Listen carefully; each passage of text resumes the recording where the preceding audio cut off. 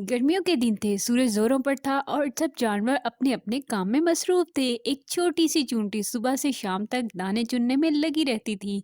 वो अपने बिल में अनाज जमा करती ताकि सर्दियों में भूख न लग सके। इसी बाग में एक टिड्डी भी रहती थी। वो सारा दिन गाना गाती, उछलती कूदती और खुश रहती। जब उसने चूंटी को पसीने में शरबूर देखा तो हंस कर बोली, "ऐ चूंटी, तू कितनी मेहनत कर रही है, आजा मेरे साथ गाना गा, नाच और मजे कर।" चूंटी ने मुस्कुराकर कहा, "अभी मेहनत का वक्त है, सर्दियों में आराम करेंगे।" मगर टिड्डी ने उसकी बात को मजाक समझा और फिर गाने में मसरूफ हो गई।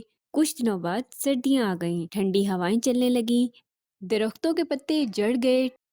चूंटी अपने बिल में गरम और मुतमईन बैठी थी, जहां अनाज के ढेर लगे थे। लेकिन टिड्डी भूख और सर्दी से कांप रही थी। आखिर वो चूंटी के दरवाजे पे पहुंची और बोली, "ए प्यारी चूंटी, मैंने तेरी बात नहीं मानी, अब भूख से परेशान हूँ, कुछ खाने को दे दे।" चूंटी ने नरमी से कहा, "मैं तुझे खाना तो दूंगी, मगर याद रख, जो वक्त पे मेहनत नहीं करता वो हमेशा पछताता है।" टिड्डी ने शर्मिंदगी से वादा किया कि आइंदा वो भी वक्त जाया नहीं करेगी। वक्त और मेहनत की कदर करने वाले ही कामयाब होते हैं।